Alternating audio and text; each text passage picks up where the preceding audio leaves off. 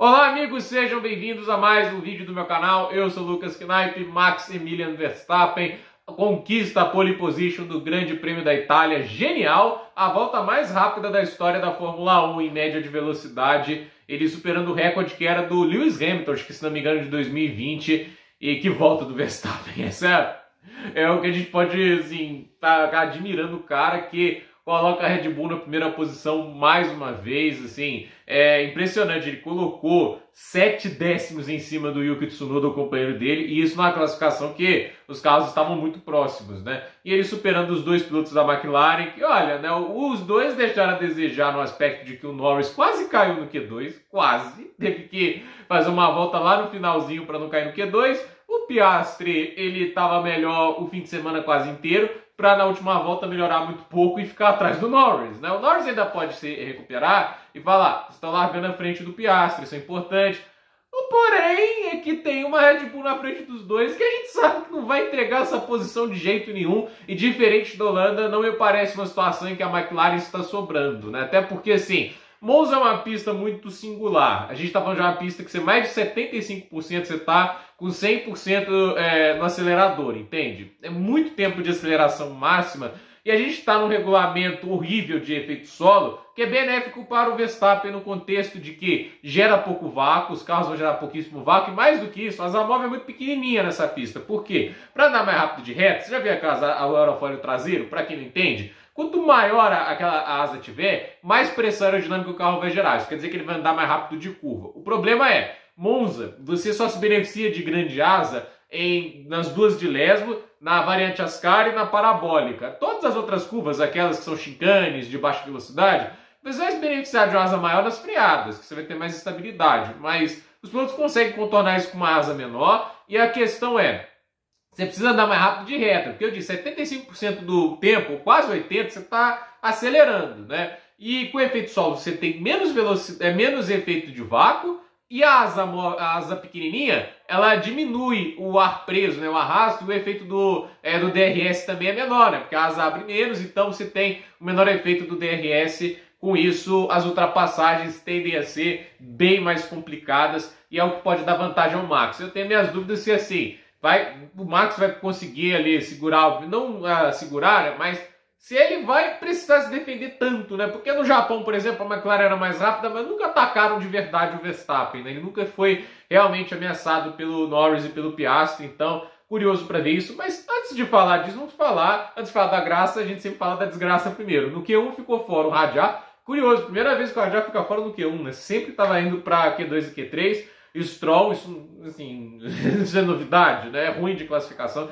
Na verdade, ele não tem muitas qualidades, né? Mas o estrategista, eu vou te falar, um Garry Kasparov de inteligente, porque eu não vi uma estratégia ruim do Stroll esse ano. Na verdade, as melhores estratégias do ano sempre são do Stroll. O time desse cara, para colocar pneu chuva, pneu seco, é um negócio surreal. Que assim, na Inglaterra, o Stroll estava quase um segundo mais lento por volta que o Alonso, né? Mas ele teve na frente porque o timing das estratégias era sempre perfeito, né? Colapinto em 18º, Gasly em 19º, já era esperado que a Alpine com seu motorzinho de Sandero não ia conseguir muita coisa. E o Leo Alonso é a grande decepção em último, porque ele ficou a mais de 3 décimos do companheiro, então isso é o que pega de mais negativo, né? E aí no Q2 ficou fora o Berman em 11º, que é uma boa classificação, que ele colocou quase 3 décimos no Esteban Ocon, Carlos Sainz o Hülkenberg em 12º, mais uma vez largando atrás do Bortoleto, né? Isso obviamente é um tipo de coisa que vai incomodando cada vez mais o Hülkenberg, até porque ele é um excelente piloto de classificação. Talvez não esteja classificando mal, talvez seja o brasileiro mais uma vez andando muito bem, altíssimo nível. Verdade que teve detalhes de porque 3 também Zandvoort, o ritmo de classificação do Bortoleto está surreal. Em 13º ficou o Carlos Sainz, à frente do Albon em 14º, decepcionante a Williams. A Williams é leão de treino livre, né? Nem de classificação, né? No treino livre voa, tá lá, andando em primeiro e segundo, chega na classificação, é isso. Me parece que já anda em configuração de classificação desde o primeiro momento do fim de semana, né?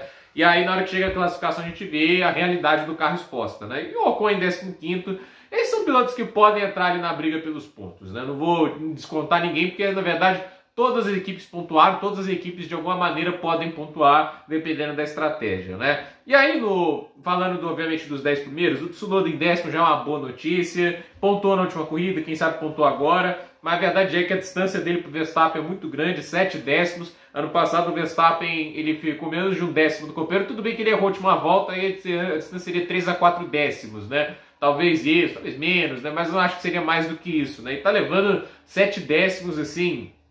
A melhor classificação dele foi na Hungria, né? Que ele levou 2 décimos, etc. Mas nem lá, tipo, adiantou muito porque ficou no Q1, né? Então, pelo menos aqui em 10º, né? Mas tá bem longe, né?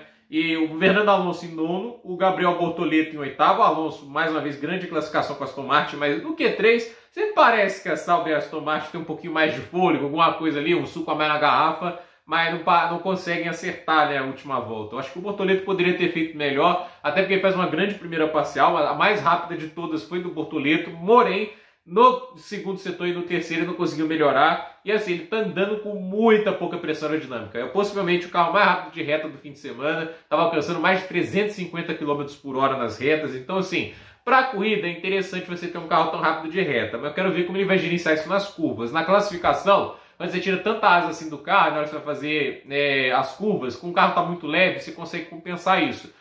Na corrida isso é mais sentido, então vamos ver o que o Bortoleto faz, né? E assim, o Kimi Antonelli em 7º é bom para ele, porque tá sofrendo bastante, vem de fim de semana bem ruins, a gente tem o Russell em 6º, esperava mais, né? O Hamilton em 5º, né? Vai lembrar que tem uma punição de 5 posições, então ele larga em 11º.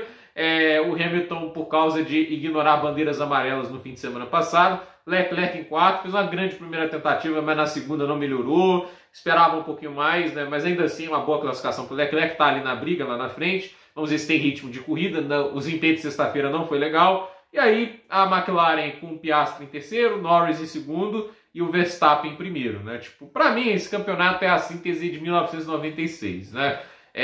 Você pode discordar de mim, mas eu acho que é isso. Você tem a Williams lá, dominava, mas os dois pilotos também não eram lá mil maravilhas, né? O Damon Hill e o Jacques Villeneuve, para muitos dos piores campeões da Fórmula 1, eu acho que assim, tem Keke Rosberg, Mark Holtron, né? Tem o Keck, né? O Nico é muito bom, né? Bem mais piloto do que Jacques Villeneuve e o Damon Hill, mas o Hill ainda tem umas coisas que eu acho legal, né? Ele teve umas coisas bacanas na Harrows, até mesmo na Jordan, né? Eu não acho o Hill tão ruim, né? Mas a questão é que em campeonato, né? Tipo, o nível dos dois claramente era mais baixo do que o Schumacher. Só que o Schumacher não tinha carro para ganhar deles. A Ferrari de 96 era uma draga, né? Mas toda vez que ele tinha carro, ele ganhava. E aí o pior, né? Tipo, quando o Alesi e o Berger tinham carro, eles também batiam de frente, né? Tanto é que na Alemanha em 96 não era pro Hill ter ganhado, era pro Berger. O Berger estava à frente dele, mesmo tendo menos carro, segurava o Hill e assim, estava dando uma aula defensiva. O motor fadisticamente quebrou a 3 voltinhas do final, né? 2,5, né, no caso. Mas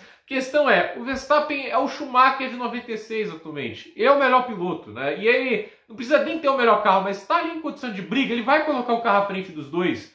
Mesmo quando não está em condição de briga na Holanda, ele passa o Norris na largada, ele tenta, ele está arriscando. E a verdade é que o cara está aí tentando ganhar. Não acho que luta pelo título, mas está tentando ganhar. E ele está aí fazendo esforços assim, até de certa maneira sobre-humanos para conseguir colocar o carro em condição de luta.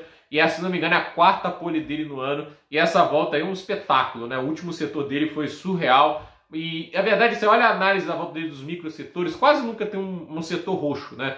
Ele é constantemente rápido em toda a pista, né? E acho que isso dá um pouco de esperança que a Red Bull tem o equilíbrio de curvas necessário e a velocidade reta para sustentar a McLaren atrás. Não sei se é o caso, mas a verdade é que eu acho que o Verstappen vai ser igual o Schumacher foi para o Hamilton em 2011. Ele não vai largar o osso fácil, largando na pole, né, pista livre à frente, ele vai dar de tudo para segurar essa vitória e acho que isso garante entretenimento. E o Verstappen está sendo isso, garantindo o entretenimento para a gente nas corridas, porque se depender de Piastri e Norris, estamos lascados. Né? Porque isso aí, assim, o problema para mim nem sempre é o domínio de dois carros. Se os dois pilotos estivessem brigando em alto nível, como foi Rosberg e Hamilton em 2014 e 2016, legal, né? Mas não é, né? Tipo, não é briga de cachorro grande ainda. Não dá para falar que Norris e Piastri é cachorro grande, igual era Rosberg e Hamilton. Então, gente, por esse vídeo é isso. Dúvida nos comentários, deixe seu like, se inscreva no canal, compartilhe esse vídeo e até o próximo vídeo.